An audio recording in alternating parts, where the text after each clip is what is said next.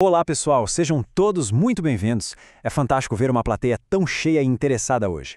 Bom, para começar, imaginem a decisão de um juiz como se fosse a planta de um arquiteto. Sabe aquela planta linda, super detalhada? Ela mostra a visão final, a estrutura, mas convenhamos, ela não levanta o prédio sozinha. Alguém precisa colocar a mão na massa. Hoje nós vamos explorar exatamente os tijolos e o cimento dessa obra jurídica. Vamos detalhar aquela jornada super precisa que transforma o papel, a teoria em execução financeira concreta. É a famosa mecânica da liquidação de sentenças trabalhistas. Mas antes de mergulharmos de cabeça nos números, é fundamental darmos o crédito a quem merece.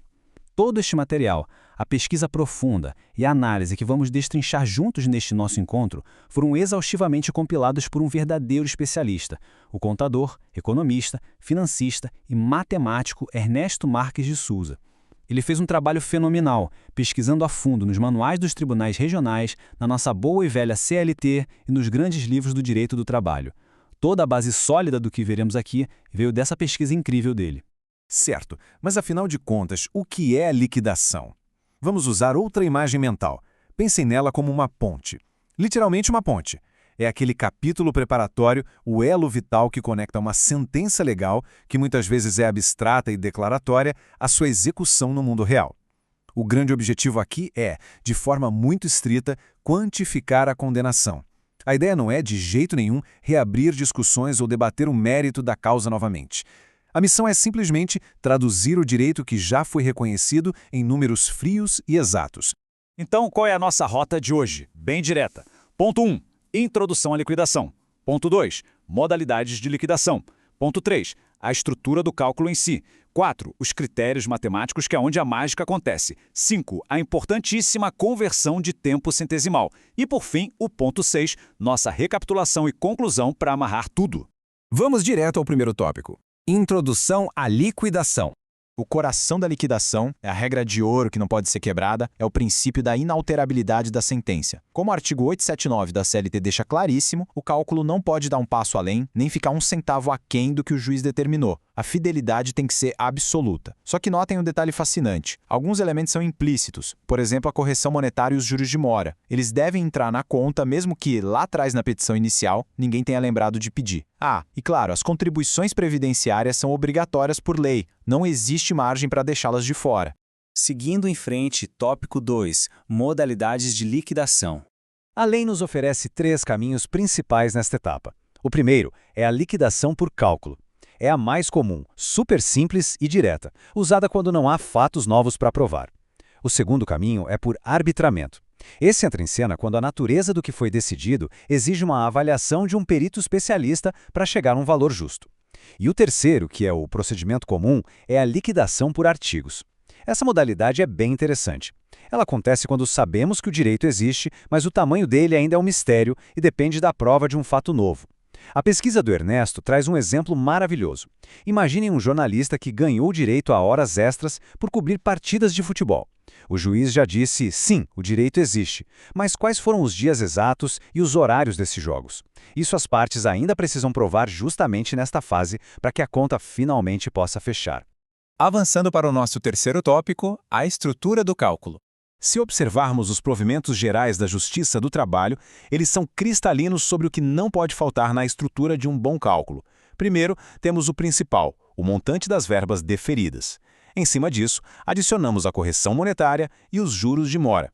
Depois, entram as famosas contribuições previdenciárias, tanto a cota do empregado quanto a patronal.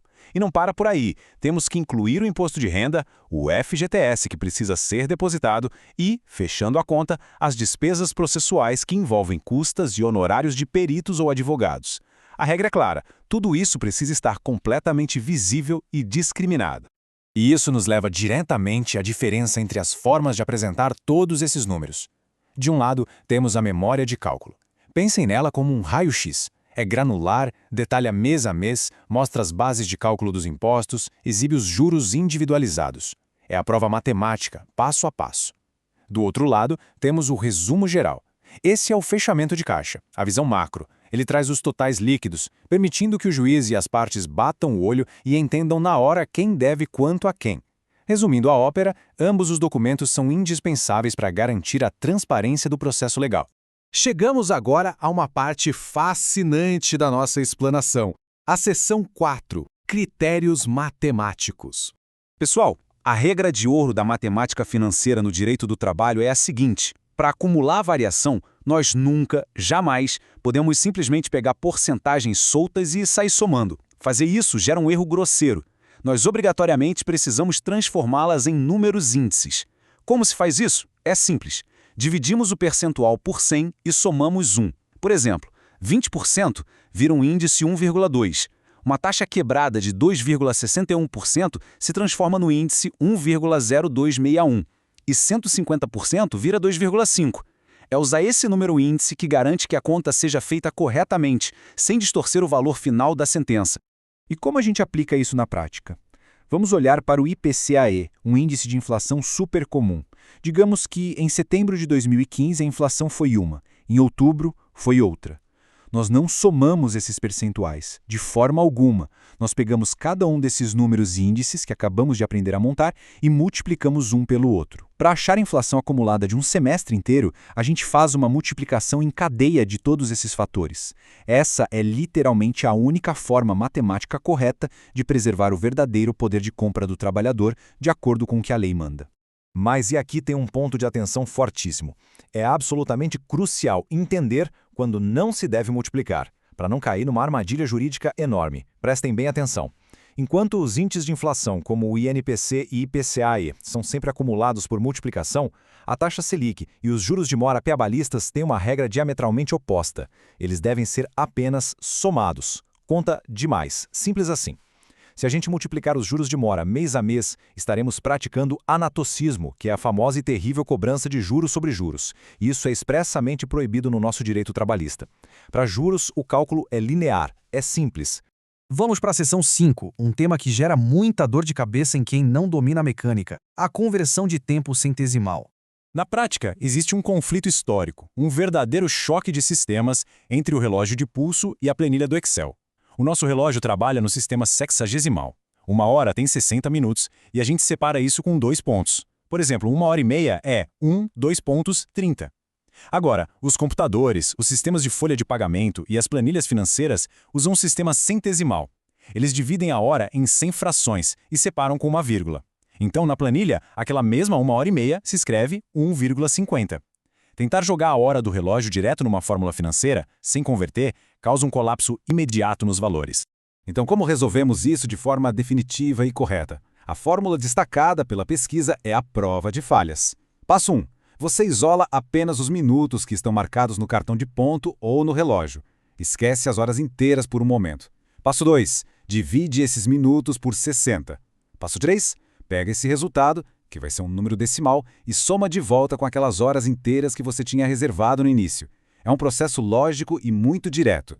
Vamos colocar a fórmula à prova com os exemplos exatos trazidos no material base. Imagina que o cartão de ponto marca 4 horas e 45 minutos. Pegamos só os 45 minutos e dividimos por 60. O resultado vai dar 0,75. Agora, a gente soma isso com as 4 horas inteiras e chegamos a 4,75. É esse 4,75 que precisa ir para a fórmula do contador. Pensem no impacto disso. Se alguém errar e usar 4,45, o trabalhador simplesmente perde quase 1/3 de uma hora extra a cada dia computado. É muito dinheiro sumindo pelo ralo no longo prazo. E olha que interessante outro exemplo. 8 horas e 10 minutos de relógio se convertem perfeitamente em 8,17 na planilha. É a matemática agindo como escudo do direito. Agora reparem neste número super peculiar que está na tela. 4,285714. Parece aleatório, mas não tem nada de chute aqui.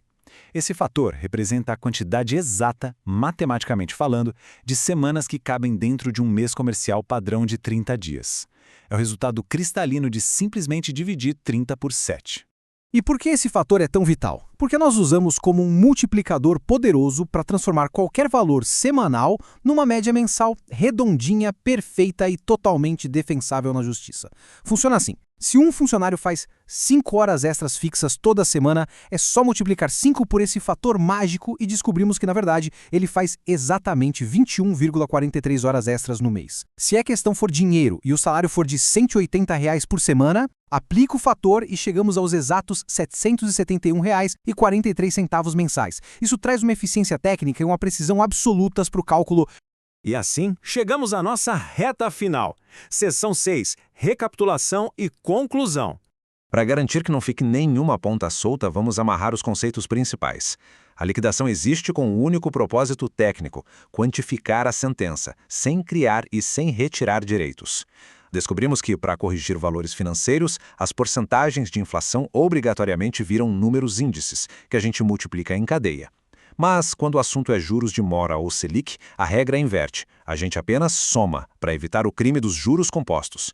No universo das planilhas de pagamento, vimos que as horas do relógio precisam ser divididas por 60 para entrarem no formato centesimal. E, por fim, que o fator 4,285714 é a nossa grande chave para calcular médias mensais precisas a partir de dados semanais. Tudo isso deságua nesta citação fantástica que encontramos na base da nossa pesquisa. A liquidação deve ser extremamente fiel à sentença, que lhe constitui o pressuposto da existência. Essa reflexão nos lembra que planilhas, índices de inflação, conversões de tempo, tudo isso são apenas os servos do processo. A matemática, aqui, é a ferramenta bruta que dá materialidade, que dá vida à intenção e à justiça definidas pelo magistrado.